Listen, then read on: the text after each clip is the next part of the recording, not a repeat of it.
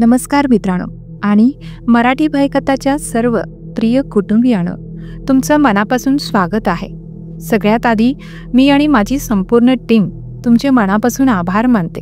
तुमच्या अमर्याद प्रेमामुळे आणि पाठिंब्यामुळे आपल्या मराठी भयकथा परिवाराने केवळ 10 महिन्यात 10,000 सदस्यांचा हा अद्भुत टप्पा यशस्वीपणे पार केला आहे. तुम्हीच या चॅनलला एका नव्या उंचीवर घेऊन गेला आहात. तुमचा हा विश्वास आम्हाला रात्रीच्या खोल अंधारात अधिक भयान आणि थरारक कथा लिहिण्यासाठी प्रेरणा देतो. आणि हो, चॅनलने 10,000 सदस्यांचा टप्पा पार केल्यामुळे निवेदिकेचं म्हणजे माझं रहस्य तुमच्यासमोर उघड करण्याची वेळ आली आहे. मी दिलेल्या शब्दाप्रमाणे आज माझी ओळख सांगत आहे. माझे नाव सारिका आहे. आता तुम्ही मला माझ्या नावाने ओळखू शकता. या प्रवासात तुम्ही दिलेल्या साथीबद्दल पुन्हा एकदा धन्यवाद. चला तर आता सुरू करूया आजची भयकथा. तर मित्रांनो, आजची ही कथा सातारा जिल्ह्यातील एका ट्रॅक्टर ड्रायव्हर बांधवाची आहे. त्याचे नाव सूरज. त्याच्या आयुष्यातील ही गोष्ट ऐकताना तुमचा विश्वास डगमगेल की सत्य आणि आभास यांच्यातील रेषा कधी पुसट झाली आहे हे तुम्हाला कळणार नाही.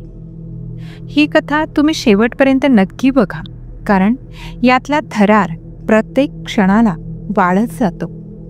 आणि कथेच्या शेवटी तुम्हालाही कळेल की काही ठिकाणी न जाणं हेच आपल्या हिताचं असतं. चला तर कथेच्या खोलीत शिरण्याआधी एकदा सर्व लाईट्स बंद करून घ्या. हेडफोन कानात व्यवस्थित लावा. आणि हो, तुमच्या सुरक्षिततेसाठी एकदा आपल्या इष्टदेवतेचं किंवा ज्याच्यावर तुमचा दृढ विश्वास आहे त्याचं नाव घेऊन मगच सुरुवात करा. ही गोष्ट आहे 2019च्या जून महिन्यातल्या एका तापलेल्या आणि लांबलचक रात्रीची. माझं नाव सूरज. मी साताऱ्याजवळच्या देऊर नावाच्या एका छोट्या पण मेहनती गावातला एक साधा शेतकरी पुत्र. माझ्या खांद्यावर जबाबदारीचं ओझं जरा जास्तच लवकर पडलं होतं. बाबांना जाऊन 2 वर्ष झाली होती. ते एक लहान शेतकरी होते, पण एका दीर्घ आजाराने त्यांनी आम्हाला सोडलं. घरात फक्त मी, माझी थकलेली आई आणि शाळेत जाणारी लहान बहीण एवढेच. मी खरं तर हुशार होतो. शहराच्या कॉलेजमध्ये शिकायचं स्वप्न होतं, पण बाबांच्या जाण्याने माझ्या स्वप्नावर एक जाड धूळ साचली. मी शिक्षणाला रामराम ठोकला आणि गावातील सर्वात मोठे जमीनदार पाटील साहेब यांच्या फार्मवर ट्रॅक्टर ड्रायव्हरची नोकरी स्वीकारली. मी प्रामाणिक होतो, मेहनत करायचो, त्यामुळे पाटील साहेबांचाही माझ्यावर इतर नोकरांपेक्षा जरा जास्त विश्वास होता आणि मायाही. त्या दिवशी मी दिवसभर रणरणत्या उन्हात शेतात ट्रॅक्टर चालवून जमीन नांगरून थकून बागून घरी परतलो होतो. आईने गरमागरम भाकर भाजी दिली आणि मी अंगणातल्या खाटेवर बसून शांतपणे जेवण करत होतो. बहीण बाजूला बसून शाळेतल्या गमती जमती सांगत होती. मी माझ्या त्या छोट्या शांत जगात रमलो होतो की अचानक खिशातल्या फोनची रिंग वाजली. स्क्रीनवर पाटील साहेब नाव चमकत होतं. इतक्या रात्री मालकांचा फोन येणं म्हणजे काहीतरी असामान्य घडलं असणार हे मी जाणलं. हॅलो, नमस्ते पाटील साहेब. मी फोन उचलला. सूरज, एक खूप महत्त्वाचं आणि तातडीचं काम आलं आहे. पलीकडून पाटील साहेबांचा चिंताग्रस्त आवाज आला. जी हुकूम करा पाटील साहेब. मी तयार झालो. आज रात्री आपल्या शेतीला पाण्याची पाळी आहे आणि कालव्याचं पाणी फक्त रात्री 2 वाजेपर्यंतच आपल्या वाटेत सोडलं आहे. तुला माहीत आहे, ऊसाचं पीक अगदी सुकण्याच्या बेतात आहे. जर ही पाळी गेली तर पुढची पाळी 10 दिवसांनी येईल आणि या जूनच्या तप्त उन्हात पीक जळून खाक होईल. लाखो रुपयांचं नुकसान होईल. मी मनात हिशेब केला. हो पाटील साहेब, काळजी करू नका. मी पहाटेच्या वेळी पाणी देतो. नाही सूरज, अडचण तिथेच आहे. त्यांच्या आवाजातली अस्वस्थता वाढली. सकाळपर्यंत पाणी बंद होऊन जाईल. तुला आत्ताच जावं लागेल.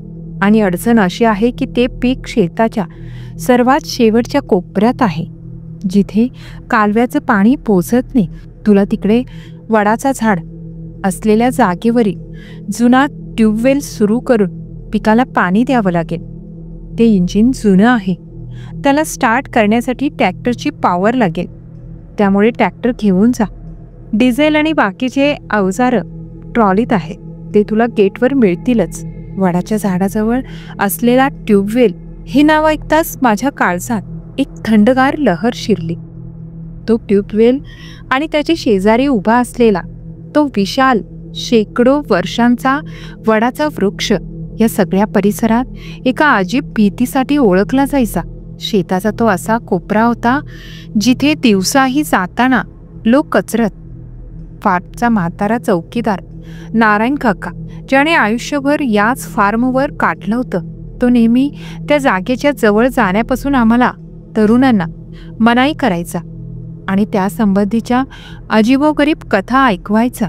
मी मनातली भीती लपवत जरा हिंमत करून बोललो, पाटील साहेब, तो ट्यूबवेल तो तर बहुतेक 10 वर्षाहून अधिक काळ बंद पडला आहे. आणि नारायण काका म्हणतात की रात्रीच्या वेळी तिथे. पाटील साहेबांनी माझ्या बोलण्यावर काट मारली. त्यांच्या आवाजात थोडी चिडचिड होती. अरे सूरज, तू सुद्धा त्या म्हाताऱ्याच्या वेड्या आणि अंधश्रद्धाळू गोष्टींवर विश्वास ठेवतोस? अरे काही नसतं तिथे. त्या सगळ्या जुन्या काळातील कथा आहेत. नारायण काकाचा मेंदू वयानुसार कमजोर झाला आहे. लाखोंचं नुकसान होईल. तुला कल्पना आहे का? तू एक समजूतदार पोरगा आहेस. या अंधश्रद्धांवर विश्वास ठेवू नकोस. तू फक्त जा, पीक ओले झाले की लगेच घरी परत ये. मी तुला या कामासाठी वेगळे 2000 रुपये बक्षीस देईन. मालकाचा हुकूम. लाखोंच्या नुकसानीची भीती, रुपये 2000 बक्षिसांचा लोभ आणि सर्वात महत्त्वाचं म्हणजे माझ्या घरची परिस्थिती. माझ्याकडे नकार देण्याचं कोणतंही कारण उरलं नव्हतं. हो ठीक आहे साहेब, मी थकलेल्या आवाजात उत्तर दिलं. मी आईला सांगितलं तेव्हा तिच्या चेहऱ्यावर लगेच चिंतेची सुरकुती पसरली. बाळा, या वेळेला आणि तेही त्या जागेवर? तिने काळजीने विचारलं. मी तिला पाटील साहेबांची अडचण सांगितली आणि तिचं सांत्वन केलं. आईचा निरोप घेतला आणि ट्रॅक्टरची चावी घेऊन मी घराबाहेर पडलो. मी जेव्हा फार्मच्या मोठ्या गेटमधून माझे ट्रॅक्टर बाहेर काढली तेव्हा माझी भेट नारायण काकांशी झाली. ते आपली रात्रीची ड्युटी करण्यासाठी हातात जुनी विजेरी आणि काठी घेऊन येत होते. अरे पोरा, या काळोख्या रात्री कुठे निघालास? नारायण काकांनी ट्रॅक्टरवर मला पाहून आश्चर्याने विचारलं. मी त्यांना सगळी गोष्ट सांगितली. हे ऐकून नारायण काकांचा चेहरा काळवंडला, जणू त्यांनी एखादी वाईट बातमी ऐकली. त्यांनी पुढे येऊन माझा हात घट्ट पकडला. नको जाऊस बाळा, नको जाऊस. त्यांनी माझ्याकडे पाहिलं. ती जागा चांगली नाही, विशेषतः आज जेव्हा पौर्णिमेचा चंद्र पूर्ण आहे आणि सगळीकडे गडद शांतता पसरली आहे. का नारायण काका, तिथे असं काय आहे? मी विचारलं. खरं तर मी त्यांच्याकडून उत्तर ऐकण्यासाठी घाबरत होतो. काकाने आपल्या थरथरत्या आवाजात अगदी गुपित असल्यासारखं सांगायला सुरुवात केली. ऐक पोरा, खूप वर्षापूर्वीची गोष्ट आहे. एका गरीब शेतकऱ्याचा एकुलता एक जवान पोरगा होता. देवा नाव होतं त्याचं. तो त्याच ट्यूबवेलजवळ पंप दुरुस्तीचे काम करत असताना त्याला विजेचा झटका लागला आणि तो तिथेच मेला. जेव्हा त्याच्या बापाला ही बातमी कळाली तेव्हा तो वेडा झाला. त्याला विश्वासच बसला नाही की त्याचा आधार, त्याचा पोरगा त्याला सोडून गेला आहे. बापाने आपल्या मुलाच्या पार्थिवाला अनेक दिवस पुरू दिलं नाही. शेवटी गावकऱ्यांनी बळजबरीने देवावर अंत्यसंस्कार केले. त्या दुःखात तो बाप पूर्णपणे वेडापिसा झाला आणि एका रात्री त्याने त्याच वडाच्या झाडाला दोरी बांधून आपलं आयुष्य संपवलं. काकांनी एक दीर्घ श्वास घेतला. त्यांचे डोळे भूतकाळात हरवले होते. पोरा, म्हणतात की त्याचा आत्मा आजही तिथेच भटकतो. तो आजही आपल्या देवाला शोधतो. उष्ण आणि शांत रात्रीमध्ये जेव्हा सगळीकडे भयान शांतता असते तेव्हा त्याचे हुंदके ऐकू येतात. कधी तर तो आपल्या मुलाला म्हणजे देवा म्हणून हाक मारतो. नको जाऊस बाळा, ती जागा माणसांसाठी नाही. नारायण काकांच्या डोळ्यात मी खरीखुरी भीती पाहू शकत होतो. माझंही हृदय जोरजोरात धडधडत होतं. एका क्षणासाठी मी ठरवलं की मी परत जाईन आणि पाटील साहेबांना नकार देईन. पण त्याच क्षणी माझ्या डोळ्यांसमोर माझ्या आजारी आईचा चेहरा आणि माझ्या लहान बहिणीची शिक्षणाची पुस्तके आली. 2,000 रुपये माझ्यासाठी खूप मोठी रक्कम होती. नारायण काका, माझ्यासाठी प्रार्थना करा. मी हिंमत गोळा करून म्हटलं, काही होणार नाही. मालकाचा हुकूम आहे आणि माझी अडचणही आहे. जावं तर लागेलच. हे बोलून मी ट्रॅक्टर पुढे काढला. नारायण काका दुःख आणि असहाय्यतेने माझ्याकडे तेव्हापर्यंत बघत राहिले जोपर्यंत माझा ट्रॅक्टर धूळ उडवत अंधारात दिसेनासा झाला नाही. मला कल्पना नव्हती की त्या वडाच्या घनदाट काळोख्या सावलीत कोणती भयंकर संकट माझ्यासाठी हात पसरून वाट पाहत आहे. फार्मच्या कच्च्या आणि खडबडीत रस्त्यावर ट्रॅक्टर जोरजोरात आदळत पुढे सरकत होता. गावाच्या लाईट्स आता खूप मागे पडल्या होत्या. पौर्णिमेचा चंद्र आकाशात पूर्ण तेजाने चमकत होता. पण रस्त्याच्या दुतर्फा उभी असलेली ऊसाची उंच पिकं रस्त्यावर अशा सावल्या टाकत होती जणू कोणीतरी काळ्या रंगाचे लांब लचक ब्रश फिरवले आहेत. प्रत्येक थोड्या वेळानंतर ट्रकच्या हेडलाईट्समध्ये एखादं शिरस किंवा कोल्हा चमकत्या डोळ्यांनी माझ्याकडे बघायचा आणि वेगाने पिकांमध्ये गायब व्हायचा. माझ्या मनात नारायण काकांचे शब्द वारंवार घुमत होते. तो आजही आपल्या मुलाला देवाला शोधतो. मी जोरजोरात माझं डोकं झटकलं, जणू मला ते विचार बाहेर फेकून द्यायचे होते. सगळा भ्रम आहे. मी स्वतःला बजावलं. पाटील साहेब बरोबर म्हणतात. या सगळ्या जुन्या गोष्टी आहेत. जवळपास 10 मिनिटांच्या त्रासदायक प्रवासानंतर ऊसाच्या पिकांची रांग संपली आणि एक मोकळी जागा आली. समोर काही अंतरावर तो विशाल आणि जुनाट वडाचा वृक्ष एका भयंकर राक्षसाप्रमाणे उभा होता. त्याच्या फांद्या आणि मुळं जमिनीवर दूर दूरपर्यंत एखाद्या अजगराप्रमाणे पसरल्या होत्या. चंद्राचा प्रकाश त्याच्या घनदाट पानातून जमिनीवर अस्पष्ट आकार निर्माण करत होता. झाडांच्या सावलीत ट्यूबवेलची जुनी जीर्ण झालेली खोली एखाद्या थडग्यासारखीच भासत होती. सर्वत्र एक अनाकलनीय खोल आणि वजनदार शांतता पसरली होती. इतकी की वडाचं एक पानही हलताना जाणवत नव्हतं. माझ्या काळजाने धडधडणं थांबवलं. मी हिंमत केली आणि मोठ्याने हनुमानजींचं नामस्मरण सुरू केलं. ट्रॅक्टरला झाडापासून काही अंतरावर थांबवलं. हेडलाईटचा प्रकाश सरळ ट्यूबवेलच्या खोलीवर पडत होता. मी ट्रॅक्टरमधून खाली उतरलो. माझे पाय जणू त्यांचे जीव नसल्यासारखे झाले होते. ट्यूबवेलच्या खोलीच्या दरवाज्यावर एक जाड गंजलेला जुना ताळा पडला होता. सोबत आणलेल्या हातोडीने मी काही जोरदार फटके मारले आणि तो ताळा तुटला. दरवाजा एका हृदयद्रावक जर्र आवाजासह उघडला, जणू कोणीतरी वेदनेने विवळत आहे.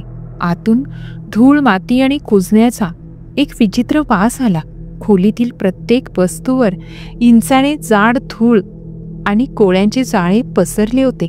एका कोपऱ्यात जुनं डिझेल इंजिन पडलं होतं. मी रुमालाने तोंड बांधलं आणि कामाला लागलो. मी खूप प्रयत्नाने इंजिन साफ केलं, त्यात डिझेल टाकलं आणि तो स्टार्ट करण्याचा प्रयत्न करू लागलो. इंजिन खूप जुनं होतं आणि ते जाम झालं होतं. मी वारंवार ट्रॅक्टरच्या मदतीने त्याला फिरवत होतो. माझं पूर्ण शरीर घामाने भिजलं, पण इंजिन स्टार्ट होईना. मी थकून भिंतीला टेकून खाली बसलो. एका क्षणासाठी मनात विचार आला की परत जावं आणि पाटील साहेबांना सांगावं की इंजिन खराब आहे. पण मग माझ्या स्वाभिमानाने मला ते करू दिलं नाही. मी शेवटची पूर्ण ताकद गोळा केली. जय बजरंग बलीचा नारा दिला आणि ट्रॅक्टरच्या पॉवरने इंजिनला एका झटक्यात फिरवलं.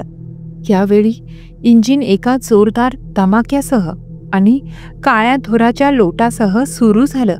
त्याची गडगडाहट त्या मृतवत शांततेला चिरून गेली. माझ्या मनाला थोडा दिलासा मिळाला. मी घाईघाईने पाण्याची पाईप शेताकडे वळवली आणि पाणी तेज धारेने वाहू लागलं. मी अंदाज लावला की पूर्ण शेत भिजायला कमीत कमी 2 तास तरी लागतील. मी परत आलो आणि माझ्या ट्रॅक्टरच्या आरामदायक सीटवर बसलो. 2 तास या एकांत जागेत घालवणं मला कठीण वाटत होतं. मी खिशातून जुना मोबाईल काढला आणि गाणी लावली. वेळ हळूहळू सरकत होता. रात्रीचे साधारण 1:30 वाजले होते. चंद्र आता अगदी माझ्या डोक्यावर आला होता. वडाच्या झाडाची सावली आता अगदी त्याच्या खाली आकुंचन पावली होती. मला डुलकी लागली होती. अचानक इतका वेळ एकाच लयीत चालणारं ट्यूबवेलचं इंजिन खोकू लागलं. त्याच्या आवाजात एक विचित्र खरखराहट निर्माण झाली. खडखड आणि मग एक शेवटची उचकी घेऊन ते बंद झालं. इंजिन बंद होताच पुन्हा एकदा तीच स्मशान शांतता पसरली. पण आता ही शांतता पूर्वीपेक्षा जास्त खोल, जास्त वजनदार आणि जास्त भीतीदायक वाटत होती. अगदी त्याच वेळी माझ्या मोबाईलची बॅटरी संपली आणि गाणीही बंद झाली. मी आता या जगात पूर्णपणे एकटा पडलो होतो. मी ट्रॅक्टरमधून उतरून इंजिन पुन्हा सुरू करण्याचे खूप प्रयत्नही केले, पण ते इंजिन असे जाम झाले होते जणू कोणीतरी त्याला आतून घट्ट पकडून ठेवलं आहे. मी असहाय्यतेने आणि रागाने त्या इंजिनकडे बघत होतो की मला दूरवर कोल्ह्यांच्या रडण्याचे आवाज ऐकू आले. पण हे नेहमीचे आवाज नव्हते. असं वाटत होतं जणू ते प्राणी भीतीने आणि वेदनेने किंचाळत आहेत. आणि मग जणू कोणीतरी बटन दाबावं तसं ते सर्व आवाज एका क्षणात बंद झाले. त्यानंतर मला आणखी एक आवाज ऐकू आला. एक खूपच हळूवार निष्पाप आवाज. एका लहान मुलाच्या हुंदके देऊन रडण्याचा आवाज, जो वडाच्या झाडाच्या घनदाट फांद्यांच्या दिशेने येत होता. माझ्या अंगावरचे सर्व केस उभे राहिले. या भयान निर्जन ठिकाणी मध्यरात्री एक लहान मूल, मला वाटलं कदाचित एखादा प्रवासी आपल्या मुलासह रस्ता चुकला असेल. मी हिंमत केली आणि माझ्या ट्रॅक्टरच्या हेडलाईट्सचा प्रकाश सरळ वडाच्या झाडाकडे वळवला. प्रकाशात मला वडाच्या झाडाजवळ, त्याच्या खोडाजवळ जमिनीवर एक अस्पष्ट लहानसा आकार दिसला, जो गुडघ्यांवर बसून हुंदके देत रडत होता. कोण आहे तिथे? मी हिंमत गोळा करून आवाज दिला. उत्तर म्हणून फक्त हुंदक्यांचा आवाज आला. दया आणि कुतूहलापोटी मी ट्रॅक्टरमधून उतरलो आणि हळूहळू त्या दिशेने पुढे सरकलो. घाबरू नकोस बाळा, मी आहे. काय झालं तुला? रस्ता चुकलास का? मी जसा जसा जवळ जात होतो तसा तसा त्या मुलाचा रडण्याचा आवाज बदलू लागला. ते निष्पाप हुंदके आता एका विचित्र गळ्यात अडकलेल्या राक्षसी खरखर आवाजात बदलत होते. माझे पाय तिथेच थिजले. मला गंभीर धोक्याची जाणीव झाली. मी खिशातून विजेरी काढली आणि थरथरत्या हाताने त्या आकारावर प्रकाश टाकला. जे दृश्य मी पाहिलं, माझी चीक माझ्या घशातच अडकून राहिली. तो कोणी लहान मुलगा नव्हता. ती ओली माती, वाळलेली पानं आणि झाडाच्या बारीक मुळांनी बनलेली एक छोटी विचित्र चेहरा असलेली मानवी आकृती होती. त्याच्या डोळ्यांच्या जागी फक्त 2 खोल काळे भोक आणि तो आपली बेढप मान एका बाजूला झुकून तोच भयानक हैवानी आवाज काढत होता. दहशतीने मी दगडासारखा थिजून गेलो. मागे वळून पळण्यासाठी मी वळलोच होतो की माझी नजर वर झाडाच्या दिशेने गेली. झाडाच्या एका खूप जाड आणि लांब फांदीला एका माणसाचे प्रेत लटकलेले होते. त्याने जुने जीर्ण झालेले शेतकऱ्याचे कपडे घातले होते. हवा नसतानाही ते प्रेत हवेत अतिशय हळुवारपणे एका विचित्र लयीत झुलत होतं. त्याचे डोके एका बाजूला बेढप पद्धतीने झुकलेले होते. वेळ जणू थांबलाच होता. माझे डोळे भीतीने विस्फारले होते आणि श्वास छातीत अडकला होता. मी त्या अकल्पनीय आणि भयानक दृश्याकडे पाहत होतो. खाली जमिनीवर माती आणि मुळांनी बनलेला तो विचित्र चेहरा असलेला आकार माझ्या दिशेने रेंगाळतच येत होता आणि वर फांदीला ते प्रेत एका पेंडुलमप्रमाणे डोलत होतं. माझं डोकं सुन्न झालं होतं. मी जागा आहे की भयानक स्वप्न बघतोय हे मला समजत नव्हतं. माझे पाय जणू कोणीतरी जमिनीत गाडले होते. अचानक त्या लटकलेल्या प्रेताचे डोके अतिशय हळुवारपणे चर्र चर्र आवाजासह सरळ झाले. त्याचा चेहरा सुजलेला आणि निळसर पडला होता आणि त्याच्या डोळ्यांच्या जागी फक्त 2 रिकामे काळे खड्डे होते. पण मला माझ्या आत्म्याच्या अगदी खोलवर हे जाणवलं की तो मलाच बघत आहे. त्या रिकाम्या खड्ड्यांमध्ये वर्षानुवर्षाच्या वेदना, दुःख आणि एका न संपणाऱ्या शोधाची तळमळ भरलेली होती. हे दृश्य पाहताच माझ्या शरीरात जणू कोणीतरी गरम वितळलेलं शिसं ओतलं असं मला जाणवलं. माझ्या आतमध्ये गोठलेली दहशत एका चित्कारामध्ये बाहेर पडली आणि मी घाबरून वळलो आणि माझ्या ट्रॅक्टरकडे धावलो. माझ्या मागे त्या मातीच्या वस्तूला जमिनीवर घसटत येण्याचा आवाज तीव्र होत गेला आणि त्याच वेळी वडाच्या झाडाकडून एक थंड उदास कुजबूज उमटली जी हवेत पसरली. तो देवाचा बाप मला हाक मारत होता. मी वेड्यासारखा ट्रॅक्टरवर चढलो. माझे हात भीतीने थरथरत होते. मी चावी लावली आणि ती फिरवली. एकदा दोनदा इंजिन फक्त खर्र खर्र आवाज करून शांत होत होतं. प्रत्येक अपयशी प्रयत्नासोबत माझी भीती आणखी वाढत होती. हे देवा, मला इथून बाहेर काढ. मला माझ्या मागे ट्रॅक्टरच्या ट्रॉलीवर कोणीतरी चढल्याचा आवाज ऐकू आला. मी बाजूच्या आरशात बघण्याची हिंमत केली नाही, पण मला स्पष्ट जाणवलं जणू कोणीतरी माझ्या खांद्यांवर बर्फासारखा थंडगार हात ठेवला होता. माझी रक्त गोठवणारी दहशत इतकी वाढली की मी डोळे मिटून घेतले आणि माझ्या पूर्ण ताकदीने आणि विश्वासाने शेवटच्यांदा चावी फिरवली. गडगड असा आवाज करत एक जोरदार धमाक्याचा आवाज झाला. ट्रॅक्टरचं इंजिन सुरू झालं. हा आवाज माझ्यासाठी एखाद्या देवदूताच्या हाकेपेक्षाही कमी नव्हता. मी एका क्षणाचाही विचार केला नाही. ट्रॅक्टरला टॉप गिअरमध्ये टाकलं आणि ॲक्सिलेटरवर माझं पूर्ण वजन टाकलं. ट्रॅक्टर एका झटक्यात पुढे सरकला आणि पूर्ण वेगाने पळू लागला. मी मागे वळून बघण्याची हिंमत केली नाही. मला ट्यूबवेलचं सामान आणि पाण्याची पाईप तिथेच राहिल्याचीही पर्वा नव्हती. मला फक्त त्या नरकापासून, त्या वडाच्या झाडाच्या सावलीपासून आणि त्या उदास हाकेपासून दूर पळून जायचं होतं. मी रडत ओरडत मोठ्याने हनुमान चालिसा म्हणत ट्रॅक्टर पळवत होतो. मला वारंवार असं वाटत होतं जणू कोणीतरी माझ्या मागे ट्रॉलीमध्ये बसून हुंदके देत आहे. एकदा मी हिंमत करून बाजूच्या आरशात पाहिलं तर मला एका क्षणासाठी मागे एक अस्पष्ट सावली दिसली आणि लगेच ती गायब झाली.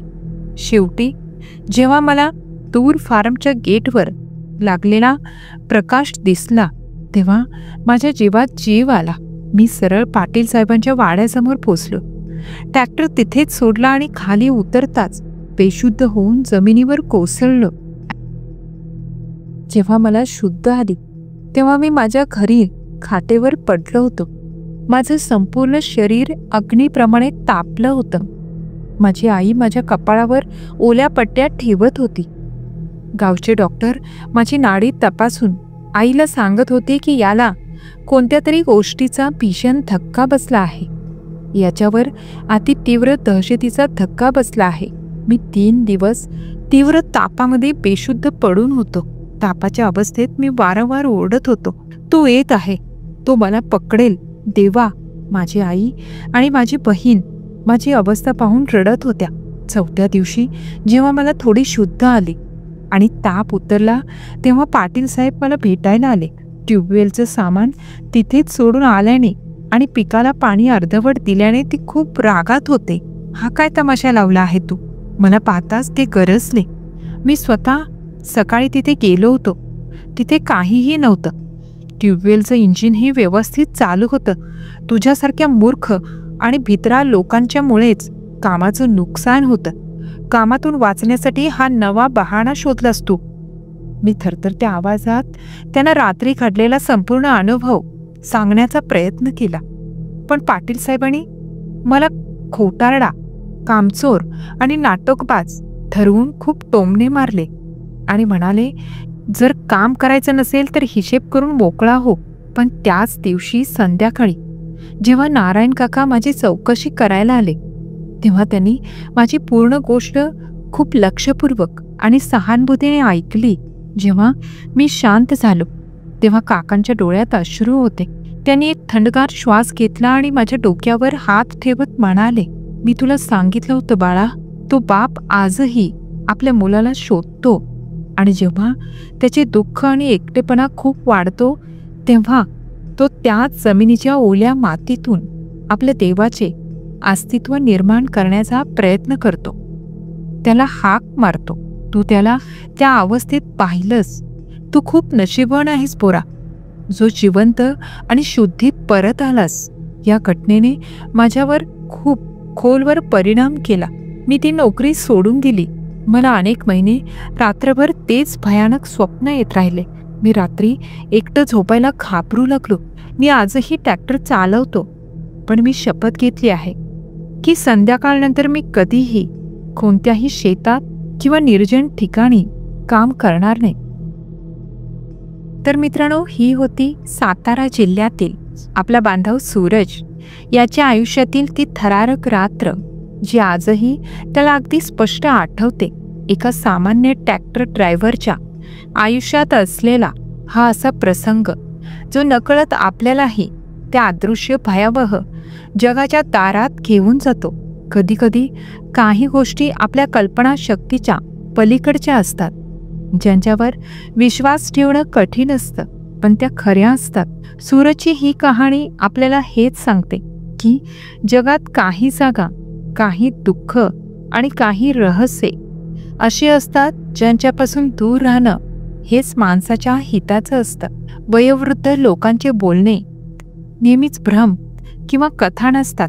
त्यांच्यामागे अनेकदा अशी कटू आणि अविश्वसनीय सत्ये दडलेली असतात, ज्यांचा सामना करण्याची हिंमत प्रत्येकात नसते. तुम्हाला आजची ही भयकथा कशी वाटली हे आम्हाला कमेंट्समध्ये नक्की सांगा. जर तुम्हाला ही कथा आवडली असेल आणि तुमच्या अंगावर काटा आणला असेल तर नक्की लाईक करा आणि आपल्या मित्रांसोबत शेअर करा. आणि हो, अशाच आणखी थरारक कथांसाठी आपल्या मराठी भयकथा चॅनलला सबस्क्राईब करायला विसरू नका. आता आपण त्या मित्रांची नावे घेऊयात ज्यांनी आमच्या मागील कथेवर लाईक आणि कमेंट करून आम्हाला पाठिंबा दिलात. पहिले म्हणजे ऋषिकेश साबळे, मळगे, तालुका कागल, जिल्हा कोल्हापूर, गोरख भांदुर्गे, नाशिक, अनिरुद्ध रामभाऊ कासारे, मुक्काम पोस्ट घाटनांदूर, तालुका अंबेजोगाई, जिल्हा बीड, संगीता ढोले, शिरपूर, जिल्हा धुळे, आशा मनोहर नांगरे, वाळकी, तालुका औंढा-नागनाथ, जिल्हा हिंगोली, सीता जाधव, वसई, जिल्हा पालघर, पत्रकार चंद्रकांत कोंडाजी, भुईर, उंबरकोन, तालुका इगतपुरी, जिल्हा नाशिक, अरुण सोनवणे, सातपूर, शिवाजी महाराज नगर, नाशिक, पराग म्हसकर, खांडस, तालुका कर्जत, जिल्हा रायगड, सुलोचना पाटील, काटेमानिवली, कल्याण, मुंबई, समाधान शंकर सावंत, पळसखेड, तालुका आटपाडी, जिल्हा सांगली, राजश्री मिसाळ, अकलूज, जिल्हा सोलापूर, राधिका चांदोलकर, जोगेश्वरी, मुंबई, श्रुती सुतार, विक्रोळी, मुंबई, सीमा सदर, सुरत राज्य गुजरात, श्रीकांत म्हैसेकर, हैदराबाद राज्य तेलंगणा, अजय संकपाळ, नाशिक. लवकरच भेटूया पुढच्या भयान कथेत. तोपर्यंत स्वतःची काळजी घ्या आणि रात्री एकटे फिरू नका. शुभरात्री.